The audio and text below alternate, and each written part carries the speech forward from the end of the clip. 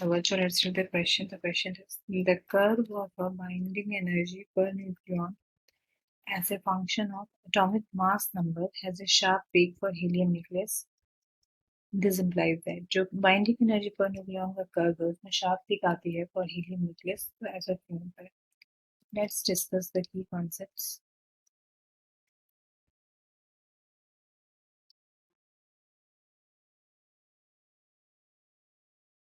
Binding energy क्या होती है? Binding energy, it is the energy required to separate the energy.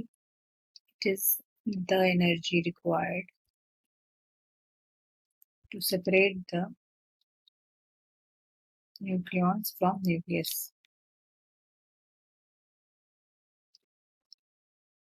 From nucleus. एक nucleus के अंदर न्यूट्रॉन और प्रोटॉन बाइंड होते हैं। अगर हम इसको इतनी एनर्जी देंगे इक्वल टू बाइंडिंग एनर्जी तो ये दोनों सेपरेट हो जाएंगे और न्यूक्लियस से अलग हो जाएंगे। ठीक है, तो जिसकी जितनी बाइंडिंग एनर्जी होगा, जिसकी जितनी बाइंडिंग एनर्जी होगी वो उतना स्टेबल होगा। मीनिंग कि उसको मतलब तोड़ने के लिए हमको ज्यादा एनर्जी देना पड़ेगा। ठीक है, तब जाके वो न्यूक्लियॉन्स जो है अलग होंगे न्यूक्लियस से। और जिसकी जितनी बाइंडिंग एनर्जी कम होगी इसका मतलब ये होगा कि वो लूजली पैक्ड है और थोड़ी सी एनर्जी देने पे दे गॉट सेपरेटेड। ठीक है, एनर्जी का कर्व देखें। एक्स एक्सिस पे मास नंबर होता है और वाई एक्सिस पे बाइंडिंग एनर्जी पर न्यूक्लियन। ठीक है, तो it is the graph between mass number and binding energy per nucleon. तो हम ये देखेंगे कि ये graph for lighter element binding energy कम होती है और there is a sharp peak for helium. Helium के लिए शार्प पीक आती है और मैक्सिमम होता है वो फेरस के लिए।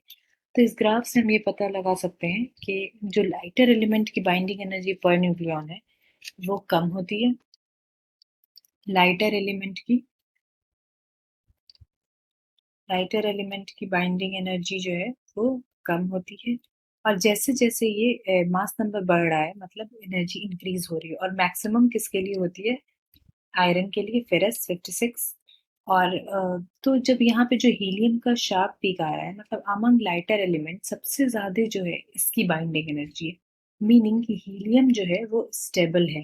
ठीक है, इसकी बाइंडिंग एनर्जी ज्यादा है मतलब हमको ज्यादा एनर्जी देना पड़ेगा इसके न्यूक्लियॉन्स को सेपरेट करने के लिए।